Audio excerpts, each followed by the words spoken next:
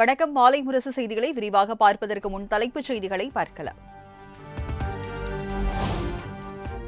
தமிழ்நாட்டில் எஸ்ஐஆர் படிவத்தை சமர்ப்பிக்க டிசம்பர் 14ஆம் தேதி வரை அவகாசம் வழங்கி தேர்தல் ஆணையம் அறிவிப்பு. வரைவு வாக்காளர்கள் பட்டியலை வெளியிடுவதற்கான அவகாசமும் நீட்டிப்பு.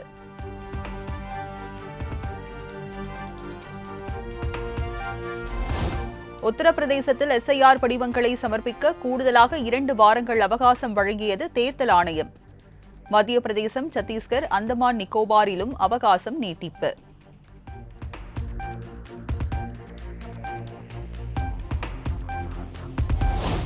எஸ்ஐஆருக்கு எதிரான வழக்குகளில் அனைத்து வாதங்களும் முடிந்து ஜனவரி இறுதியில் தீர்ப்பு வழங்கப்படும் என உச்சநீதிமன்றம் அறிவிப்பு. இம்மாத இறுதி வரை வாதங்களை கேட்க உள்ளதாகவும் தகவல்.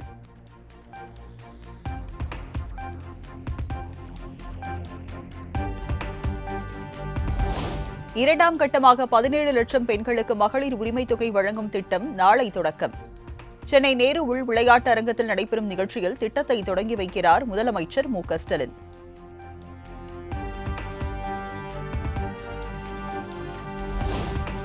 இந்த மாத இறுதிக்குள் அனைவருக்கும் மகளிர் உரிமைத் தொகை வழங்கப்படும். வருவாய்த்துறை அமைச்சர் KKSSR ராமச்சந்திரன் உறுதி.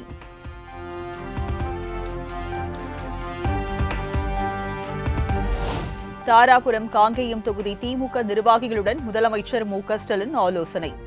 திருப்பூர் மாவட்டத்தில் உள்ள அனைத்து தொகுதிகளிலும் வெற்றி கனியை பறிக்க வேண்டும் என நிர்வாகிகளுக்கு அறிவுறுத்தல்.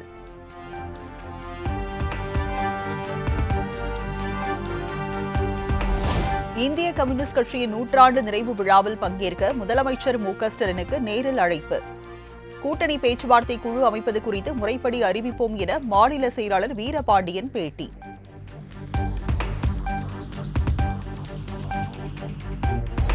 தவிக தலைவர் விஜயின் முன்னாள் மேலாளர் PT செல்வகுமார் திமுகவில் இணைந்தார். சென்னை அண்ணா அறிவாலயத்தில் முதலமைச்சர் மு.க.ஸ்டாலின் முன்னிலையில் தன்னை திமுகவில் இணைத்துக் கொண்டார்.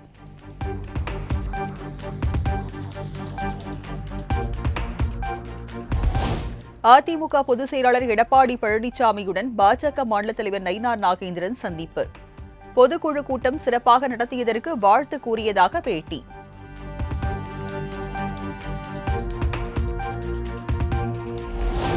எடப்பாடி பழனிசாமியுடன் கூட்டணி தொடர்பாக எதுவும் பேசவில்லை என பாஜக மாநில தலைவர் நயினார் நாகேந்திரன் பேட்டி. OPS, டிடிவி தினகரனை அதிமுக பாஜக கூட்டணியில் இணைப்பது குறித்த கேள்விக்கும் விளக்கம். அவங்களுடைய பொதுக்குழு நடந்தது. பொதுக்குழுவை நல்ல சிறப்பாக நடத்தியிருக்கிறார். அதற்காக சந்தித்து அவரை வாழ்த்திவிட்டு வாழ்த்துக்களை தெரிவிப்பதற்காக வந்தேன். கூட்டணி பற்றி நாங்கள் எதுவுமே பேசல. கூட்டணியோ தொகுதி பங்கியோட நாங்கள் எதுவும் பேசல. பொதுக்குழு நடந்த விவரங்களை பற்றி பேச.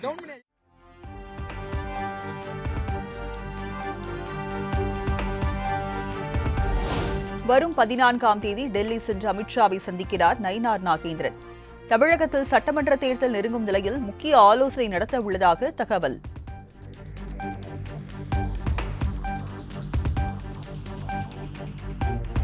தவிக தலைவர் விஜயை முதலமைச்சராக ஏற்கும் கட்சிகளுடன் கூட்டணி அமைக்கப்படும். தவிக மாநில நிர்வாகிகள் மற்றும் மாவட்ட செயலாளர்கள் கூட்டத்தில் தீர்மானம்.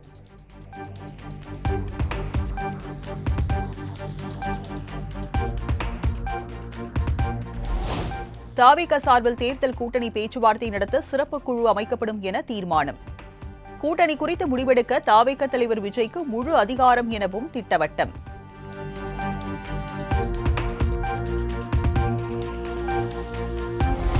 இரண்டாயிரத்தி 26 சட்டமன்ற தேர்தலில் போட்டியிட டிசம்பர் 15 முதல் 23ஆம் தேதி வரை விருப்ப மனு வழங்கும் அதிமுக. தமிழ்நாடு, புதுச்சேரி, கேரளா சட்டமன்ற தேர்தல்களில் அதிமுக சார்பில் போட்டியிட விருப்ப மனு வழங்கலாம் என அறிவிப்பு.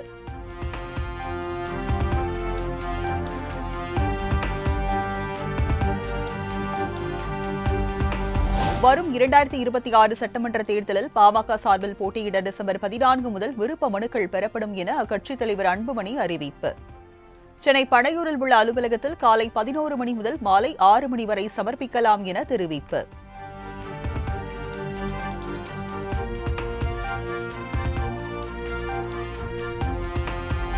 சாதிவாரி கணக்கெடுப்பு நடத்த கோரி வரும் 17ஆம் தேதி பாமக நடத்தும் போராட்டத்தில் பங்கேற்க தவிகவுக்கு அழைப்பு. பனையூர் தாவேகா அலுவலகத்தில் பொதுச் செயலாளர் ஆனந்திடம் அழைப்பு கடிதத்தை வழங்கினார் பாமக வழக்கறிஞர் பாலு.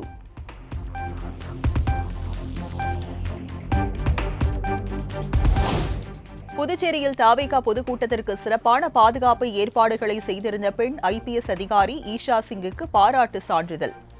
புதுச்சேரி உள்துறை அமைச்சர் நமச்சிவாயம் நேரில் அழைத்து சான்றிதழ் வழங்கி கௌரவிப்பு.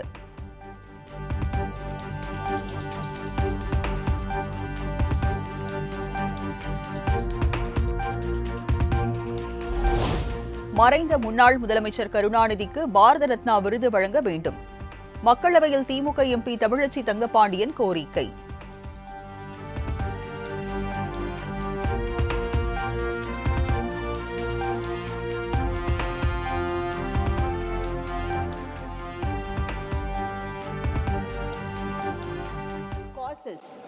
Actually set a benchmark for others to emulate, sir.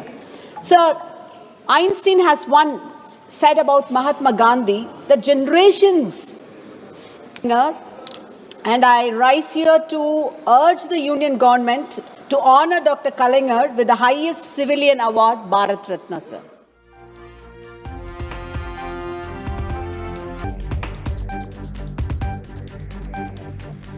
தமிழ்நாட்டில் கூட்டணி ஆட்சி என்பது நடைமுறையில் இல்லாத விஷயம். 2026லும் அதற்கான தேவை இருக்காது. ஆட்சியில் பங்கு கேட்பீர்களா என்ற கேள்விக்கு மார்க்சிஸ்ட் மாநில செயலாளர் சண்முகம் பதில்.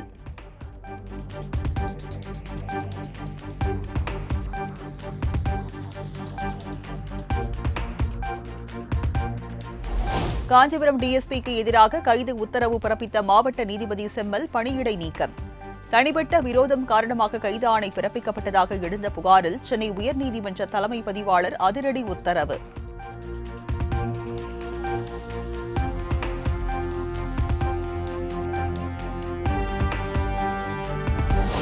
பள்ளிக்கரணை உள்ளிட்ட அனைத்து மாவட்டங்களில் உள்ள சதுப்பு நிலங்களையும் செயற்கைக்கோள் உதவியுடன் துல்லியமாக அளவிடும் பணிகள் நிறைவு. உறுதி செய்ய மாவட்ட ஆட்சியர்களுக்கு அறிக்கை அனுப்பி வைக்கப்பட்டுள்ளதாக தமிழக அரசு சென்னை உயர்நீதிமன்றத்தில் தகவல்.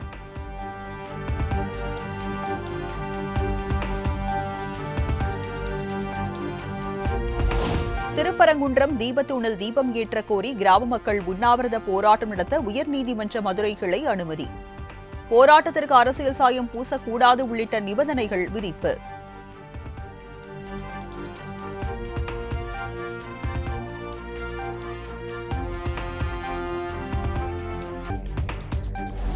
திருப்பரங்குன்றத்தில் பாரம்பரியமாக பின்பற்ற வேண்டிய முறைகளை மாற்ற வேண்டிய அவசியம் இல்லை என தவிக இடை பொதுச் செயலாளர் நிர்மல்குமார் கருத்து. திருப்பரங்குன்றம் தீப வழக்கில் தமிழ்நாடு அரசுதான் தவறான வாதங்களை முன்வைத்து அசாதாரண சூழலை ஏற்படுத்தி இருப்பதாக பேட்டி.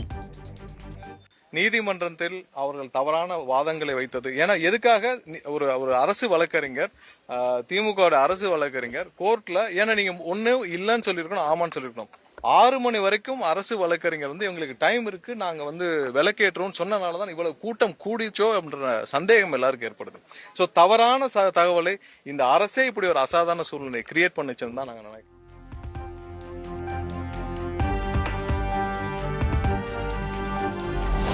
டீனேஜில் மனதை அலைபாய விடக்கூடாது. காதல் என்று சொல்லி எதையும் நம்பி ஏமாறாதீர்கள். கோவில்பட்டி அரசு மகளிர் மேல்நிலைப் பள்ளியில் நடைபெற்ற இலவச சைக்கிள் வழங்கும் விழாவில் அமைச்சர் கீதா ஜீவன் மாணவிகளுக்கு அறிவுரை. டீனேஜ்ல உங்களுடைய மனசை அலைபாய விடாத, லவ் அஃபேர்னு சொல்லி எதையும் நம்பி ஏமாந்து விடாத. டீனேஜ் முடியட்டும், 19 முடிஞ்சதுக்கு அப்புறம் முடிவு எடுத்துக்கலாம். காதல்ன்றதுலாம் அப்புறம் பார்த்துக்கலாம்.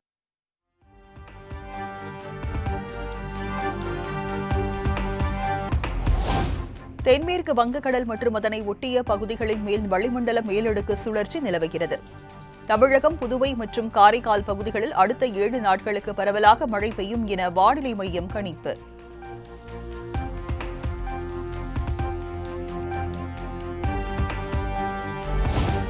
திருச்சி மாருதி சிமெண்ட்ஸ் நிறுவனத்தில் 2வது நாளாக வருமான வரித்துறை அதிகாரிகள் சோதனை. வரி ஏய்ப்பு குறித்து முக்கிய ஆவணங்களை கைப்பற்றி விசாரிக்கப்பட்டு வருவதாக தகவல்.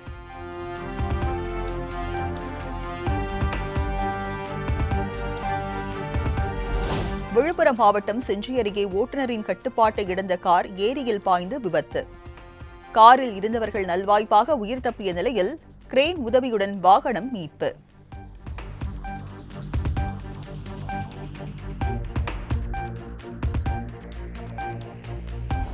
திருப்பூரில் உற்பத்தி செய்யப்படும் உள்நாட்டு பின்னலாடை ரகங்களுக்கு 3 முதல் 5 விழுக்காடு வரை விலை உயர்கிறது. தென்னிந்திய பனியன் உற்பத்தியாளர்கள் சங்கம் அறிவிப்பு.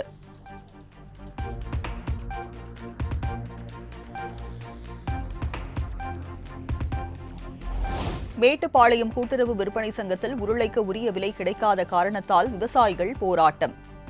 2 நாள் போராட்டம் காரணமாக 300 டன் உருளைக்கிழங்குகள் தேக்கம்.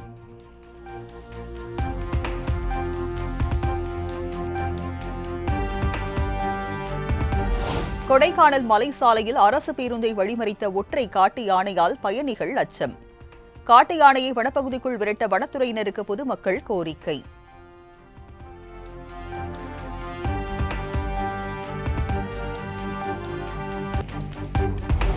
கொடைக்கானல் வத்தலகுண்டு பிரதான சாலையில் உள்ள பழக்கடையில் பயங்கர தீ விபத்து. பல லட்சம் ரூபாய் மதிப்பிலான பொருட்கள் தீக்கிரையாகின.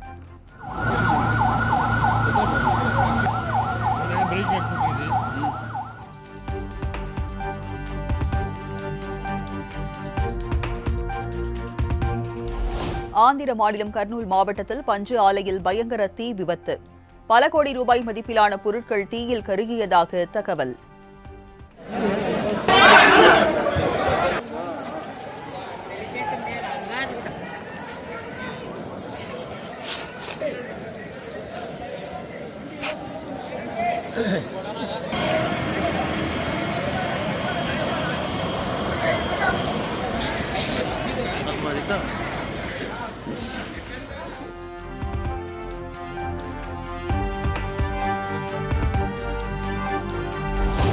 ட்ரம்ப் கோல்ட் கார்டு எனப்படும் அமெரிக்க குடியுரிமைக்கான தங்க அட்டை திட்டத்தை துவக்கி வைத்தார் அதிபர் ட்ரம்ப். பணம் செலுத்தி நிரந்தர குடியுரிமை பெறும் திட்டம் மூலம் அமெரிக்க அரசுக்கு பல ஆயிரம் கோடி வருவாய் கிடைக்கும் என பெருமிதம்.